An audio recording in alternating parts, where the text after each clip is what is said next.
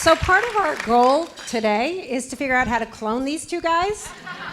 But to that end, actually, I would love some advice, maybe some strategy that you could share with us that we can bring other men into this conversation. I've interviewed hundreds and hundreds of men for That's What She Said, and one of the most interesting findings was how many men are afraid to enter into this conversation. Fear is one of the number, and there was actually a survey about this. 74% of executive men who were surveyed, who were asked the question, what might stand in the way of you being a champion for gender equality? 74% cited fear.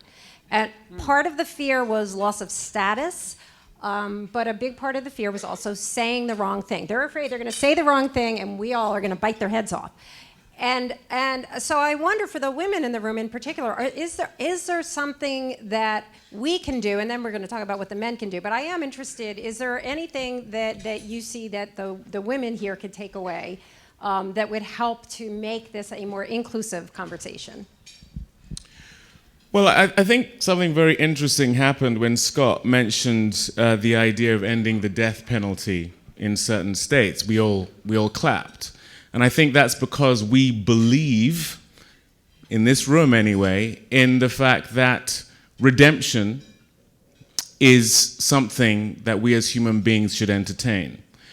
And the Me Too movement, as far as men, and I'm literally just letting you know what's happening out there, as far as men are concerned, has become synonymous with a lack of entertainment of the idea of redemption.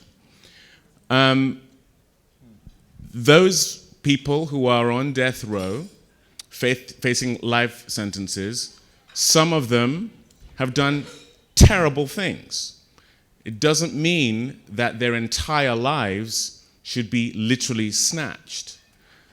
I think, if you ask my honest opinion, this movement needs to segue into being synonymous with at least entertaining the idea of redemption, of people not being sentenced to life sentences of exoneration on the basis of what they may or may not have done.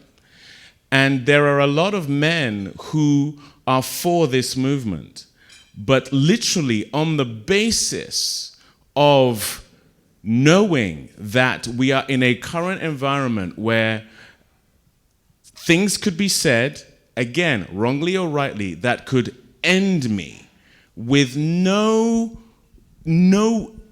there is no latitude, there is no space necessarily for the idea that, because there is an element of it feels like there's a mob.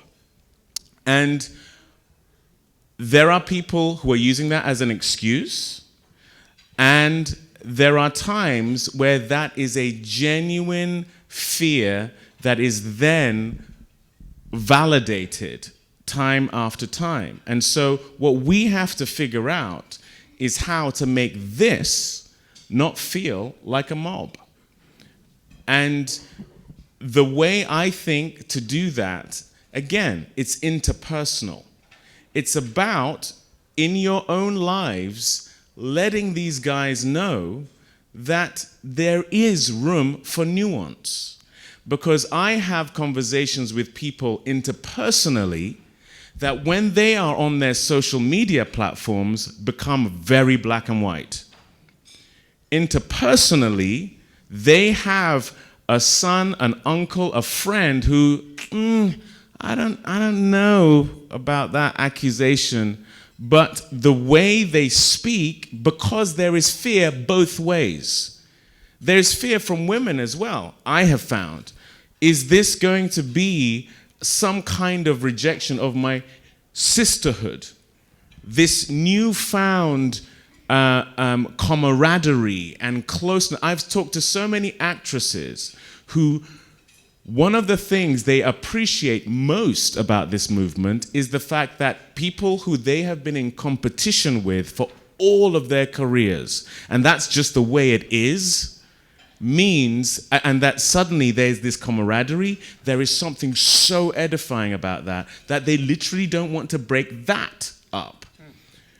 And that in and of itself is not a reason to have this atmosphere of no room for nuance and not entertaining and talking about how this segues into redemption.